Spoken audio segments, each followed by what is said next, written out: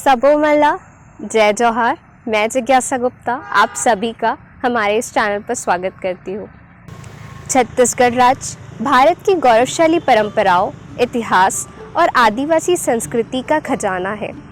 यहाँ पर वैसे तो हर जिले में देखने के लिए बहुत कुछ है, लेकिन आज हम बात करेंगे सरगुजा की। सरगुजा छत्तीसगढ़ के उत्तरी भाग में स्थित है और इसकी सीमा उत्तर प्रदेश और झारखंड से मिलती है। इस स्थल की 50% भूमि जंगल में ढकी हुई है, जहाँ ढेर सारे जंगल है। छत्तीसगढ़ भारत में 7वां चाय पैदा करने वाला सबसे बड़ा राज्य है और सरगुजा और जशपुर चाय की पैदावार के लिए सबसे उपयुक्त स्थान है। प्रकृति ने सरगुजा जिले को विभिन्न प्रकार के वनों, सरोवरों, नदियों, पहाड़ इत्यादि से इस प्रकार परिपूर्ण किया है कि आप इस पावन धरती पर जरूर आना चाहेंगे। इसी धरती पर जहाँ एक और महाकवि कालिदास ने अपने सुप्रसिद्ध महाकाव्य मेघदूत की रचना की थी, वहीं दूसरी ओर भगवान राम, पत्नी सीता माता और भाई लक्ष्मण सहित यहाँ वनवास के लिए कुछ दिन काटे थे। छत्तीसगढ़ के अन्य स्थलों की तरह सरगुजा में भी कई शासकों का शासन रहा है।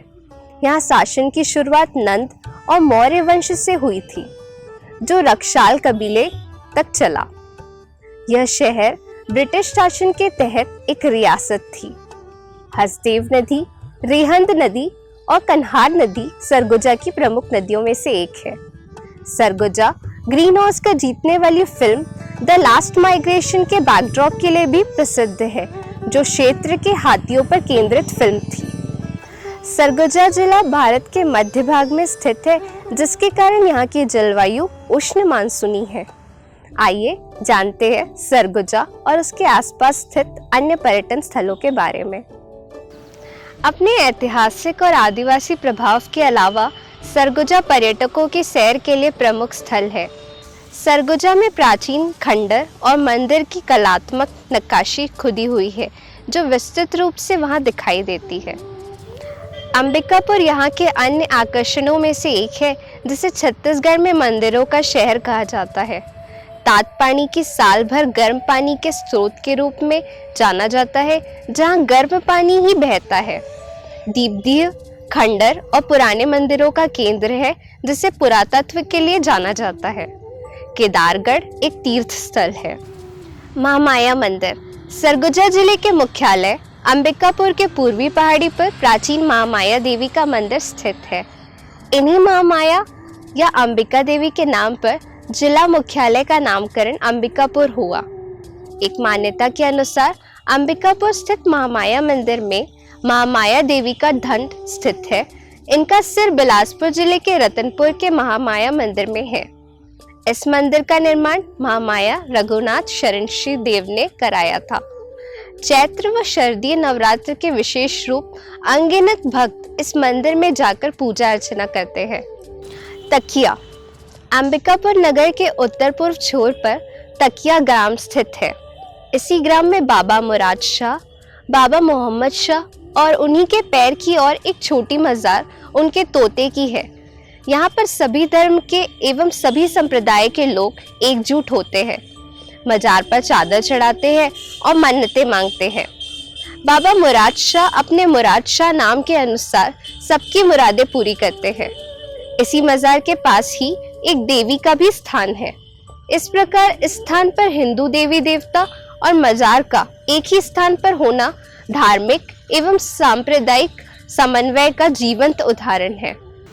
देवगढ़ प्राचीन काल में ऋषि यमदग्नि की साधना स्थली रही है। इस शिवलिंग के मध्य भाग पर शक्ति स्वरूप पार्वती जी नारी रूप में अंकित है। इस शिवलिंग को शास्त्रों में अर्धनारीश्वर की उपाधि दी गई है। इसे गौरी शंकर मंदिर भी कहते हैं। देवगढ़ में रेणुका नदी के किनारे एकादश रुद्र मंदिरों के भगवाशेष बिखरे पड़े हैं। देवगढ़ में गोल्फी मठ की संरचना शैव संप्रदाय में संबंधित मानी जाती है।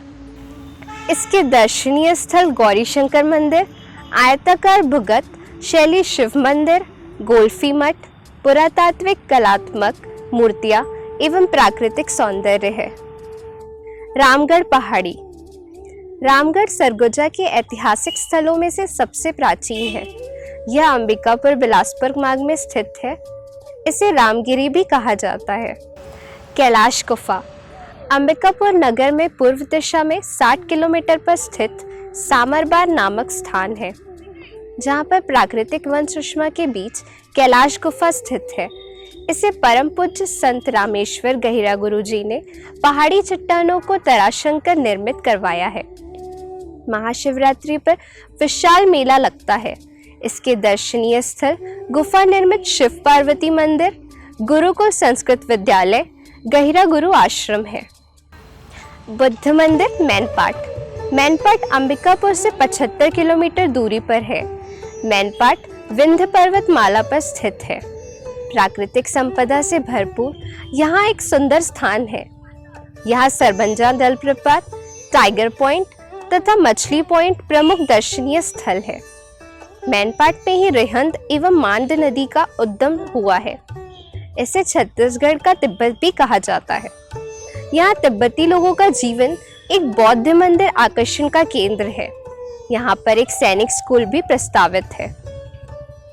ठिनठिनी पत्थर अंबिकापुर नगर से 12 किलोमीटर की दूरी पर दरिमा हवाई अड्डा है। दरिमा हवाई अड्डा के पास बड़े बड़े पत्थरों का समूह है। इन पत्थरों को किसी ठोस चीज से ठोकने पर आवाजें आती है।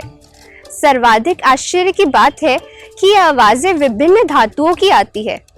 इनमें से किसी पत्थर में खुले बर्तन को ठोकने के समान आवाज आती है। एक ही पत्थर के 2 टुकड़े अलग अलग आवाज पैदा करते हैं। इसकी विशेषता के कारण इस पत्थर को अंचल के लोग ठिनठिनी पत्थर कहते हैं। सरगुजा में अधिकतम जनसंख्या जनजातीय लोगों की है। पांडो और कोरवा यहाँ की ऐसी जनजाति है जो जंगलों में निवास करती है। वहीं पूर्वजों का मानना है कि पांडव के वंशज जो बाद में महाभारत के कौरवों के सदस्य बन गए थे, सरगुजा से जुड़े हुए थे। सरगुजा के किसानों पर मुख्य व्यवसाय रेशम का उत्पादन है। भारिया भाषा यहाँ की भारिया जनजाति की सबसे ज्यादा बोली जाने वाली भाषा है। किसी भी प्रकार के नृत्य में जनजातीय नृत्य का विशेष महत्व होता है। शैला नृत्य, सुआ नृत्य, कर्मा नृत्य यहाँ के लोगों द्वारा किए जाने वाले प्रमुख नृत्य हैं। तो ये थे सरगुजा जिले के कुछ पर्यटन स्थल। आगे हम बात करेंगे छत्तीसगढ़ के अन्य जिलों के बारे में। जय जौहार।